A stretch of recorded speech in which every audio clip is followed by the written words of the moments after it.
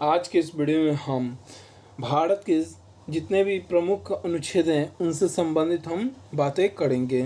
जिसमें अनुच्छेद पहला आ रहा है, इसमें बताया जाता है संघ का नाम तथा राज्य के क्षेत्र के बारे में चर्चा की जाती है।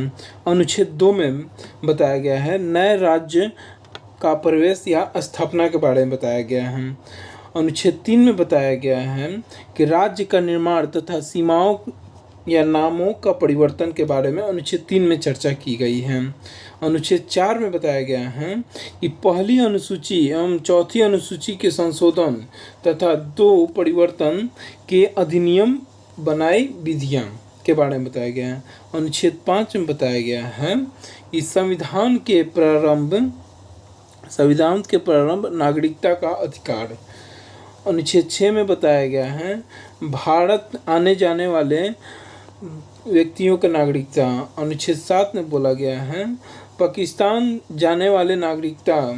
अनुच्छेद 8 में बताया गया है कि भारत के बाहर रहने वाले व्यक्तियों का नागरिकता। अनुच्छेद 9 में बताया गया है विदेशी राज्य की नागरिकता लेने पर नागरिकता का होने का अधिकार। उसके बाद अनुच्छेद 10 में बताया गया है नागरिकता के अधिकार का बना रहना, उसको अटल रहना। उसके बाद अनुच्छेद 11 में बताया गया है संसद द्वारा नागरिकता के लिए कानून विनियम। उसके बाद अनुच्छेद 12 में बताया गया है राज्य की परिभाषा के बारे में अनुच्छेद 12 में चर्चा की गई है। उसके बाद अनुच्छेद 13 में बोला गया है मूल अधिकारियों के संगत या अल्पीकरण के बारे में बताया गया है। अनुच्छेद 14 विधि के समक्ष समानता के बारे में बताया गया है। अनुच्छेद 15 में धर्म, जाति, लिंग पर भेद का प्रतिरोध के बारे में बताया गया है। अनुच्छेद 16 में बताया गया लोक नियोजन में अवसर का समानता बताया गया है। उसके बाद अनुच्छेद 17 में अस्पृश्यता का अंत बताया गया। अनुच्छेद 17 जो है अस्पृश्यता का अंत बताया गया है। उसके बाद अनुच्छेद 18 में बताया गया है उपाधियों का अंत। उसके बाद अनुच्छेद 19 वाक्य की स्वतंत्रता यानी कि बोलने की स्वतंत्रता। अनुच्छेद 20 में बताया गया है अपराधों के दोष सिद्ध के संबंध संरक्षण, यानी कि जब तक अपराध सिद्ध ना हो जाते हैं तब उसके बारे में उसमें बताया गया है अनुच्छेद 20 में। उसके बाद अनुच्छेद 21 में बताया गया है प्राण और दैहिक स्वतंत्रता। इसमें कहा जाता है कि आपको जीने की स्वतंत्रता है, मरने की स्वतंत्रता नहीं है। अनुच्छेद 21 में बताया गया है कि 6 साल से लेकर 14 वर्ष के जितने भी शिक्षा का अधिकार उन्हें फ्री है। उसके बाद अनुच्छेद 22 में बताया गया है कुछ दशाओं के एवं गिरफ्तारों की संरक्षण। अनुच्छेद 23 में बताया गया है मानव के दुर्व्यापार और बल आश्रम। उसके बाद अनुच्छेद 24 में बोला गया है कि कारखानों में बालकों का नियोजन का प्रतिशत। उसके बाद अनुच्छेद 25 में बताया गया है अनुच्छेद 25 में कहा जाता है धर्म आचरण और प्रचार का स्वतंत्रता। अनुच्छेद 26 में बताया गया है धार्मिक कार्य के प्रबंध की स्वतंत्रता। अनुच्छेद 29 में बोला गया है अल्पसंख्याकों के वर्ग के हितों का संरक्षण। उसके बाद अनुच्छेद 30 में बताया गया है कि शिक्षा संस्थाओं की स्थापना एवं प्रशासन करने का अल्पसंख्यक वर्ग का अधिकार है। उसके बाद अनुच्छेद 32 में बताया गया है अधिकारियों की प्रवृत्ति करने के लिए उपचार। अनुच्छेद 40 में बताया गया है ग्राम पंचायत का संगठन, ग्राम पंचायत के। अनुच्छेद 48 में बोला गया है कृषि एवं पशुपालन संगठन के बारे में। उसके बाद अनुच्छेद 48 के काम में बताया गया है पर्यावरण, वन्य तथा वन्य जीव की रक्षा। उसके बाद अनुच्छेद 49 में बताया गया है राष्ट्रीय स्मारक स्थान और वस्तुओं की संरक्षण। अनुच्छेद 50 में बताया गया है कार्यपालिकाओं से न्यायपालिका का पृथकीकरण मतलब बदलाव। उसके बाद अनुच्छेद 51 में बताया गया है अंतर्राष्ट्रीय शांति का सुरक्षा। उसके बाद अनुच्छेद 51 के क में बताया गया है मूल कर्तव्य क्या है। उसके बाद अनुच्छेद 52 में बताया गया है भारत की राष्ट्रपति के बारे में बताया गया। अनुच्छेद 53 में बताया गया है संघ की कार्यपालिका की शक्ति। अनुच्छेद 54 में बताया गया है राष्ट्रपति का निर्वाचन। उसके बाद अनुच्छेद 55 में बताया गया है राष्ट्रपति के निर्वाचन की रीति। अनुच्छेद 56 में बताया गया है राष्ट्रपति की पद विधि। उसका अनुच्छेद 57 में बताया गया है कि पुनः निर्वाचन के लिए पात्रता। अनुच्छेद 58 में बताया गया है कि राष्ट्रपति के निर्वाचित होने के लिए अर्हता। अनुच्छेद 59 में बताया गया है कि राष्ट्रपति पद के लिए शर्तें क्या क्या हैं। अनुच्छेद 60 में बताया गया है राष्ट्रपति की शपथ के बारे में चर्चा की गई है। अनुच्छेद 61 में बताया गया है राष्ट्रपति के महाभियोग चलाने की प्रक्रिया। अनुच्छेद 62 में बताया गया है राष्ट्रपति पद पर व्यक्ति को भरने के लिए निर्वाचन क्या समय। उसके बाद अनुच्छेद 63 में बताया गया है भारत के उपराष्ट्रपति के बारे में बताया गया है इसमें। उसके बाद अनुच्छेद 64 में बोला गया है उपराष्ट्रपति के राज्यसभा के पदेन सभापति होना।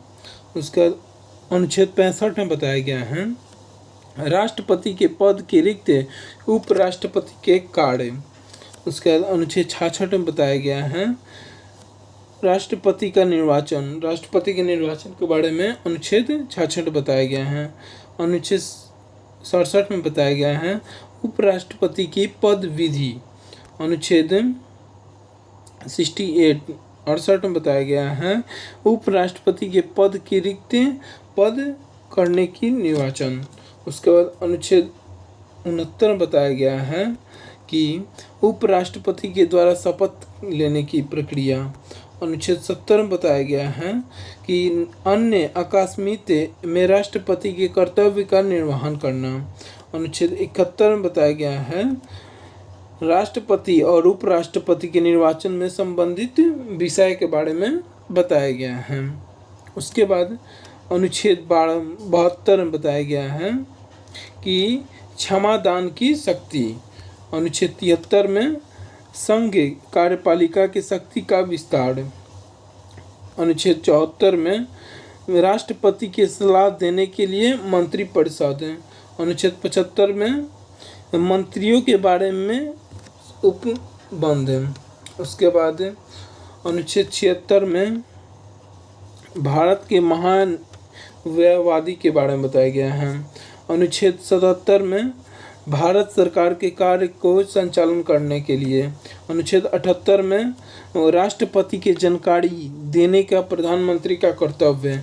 अनुच्छेद 79 में संसद का गठन। अनुच्छेद 80 में राज्यसभा का संरचना। अनुच्छेद 81 में लोकसभा का संरचना। अनुच्छेद 83 में संसद के सदन की अवधि। अनुच्छेद 84 में संसद के सदस्यों की अर्हता। अनुच्छेद 85 में बताया गया है कि संसद के सत्रवासन का विघटन। उसके बाद अनुच्छेद 87 में बताया गया है कि राष्ट्रपति के विशेष अभिभाषण। अनुच्छेद 88 में बोला गया है कि सदन के बारे में मंत्रियों का महाअभिवेदन के अधिकार।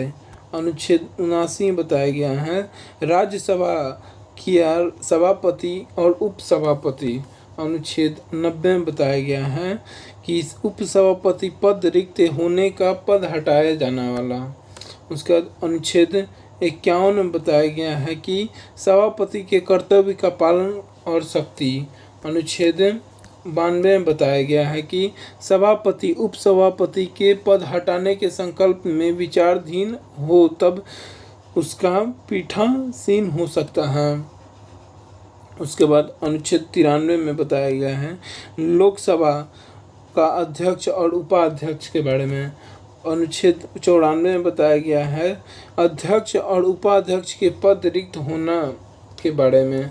अनुच्छेद 95 बताया गया है अध्यक्ष के कर्तव्य एवं शक्तियों के बारे में। अनुच्छेद 95 बताया गया है कि अध्यक्ष उपाध्यक्ष हटाने के संकल्प हो तब उसका पीठासीन न होना। उसके बाद अनुच्छेद 97 में बताया गया है कि सभापति उपसभापति के अध्यक्ष उपाध्यक्ष के वेतन के बारे में। अनुच्छेद 98 में बताया गया है कि संसद में सभी चालय के बारे में। उसका अनुच्छेद 99 बताया गया है सदस्य द्वारा माने शपथ का प्रतिज्ञान के बारे में। अनुच्छेद 100 में बताया गया है कि संसाधनों में मतदानों के रिक्त होने के हुए सदनों का कार्य करने की शक्ति का गुणता। उसके बाद अनुच्छेद 108 में बताया गया है कि कुछ देशों में दोनों सदन का संयुक्त बैठक। उसके बाद अनुच्छेद 109 में बताया गया है धन विधि के संबंध विषय प्रक्रिया। अनुच्छेद 110 में बताया गया है कि धन विधेयक विधि के प्रक्रिया की परिभाषा। अनुच्छेद 11 में बताया गया है कि विधायकों पर अनुमति। अनुच्छेद 112 में बताया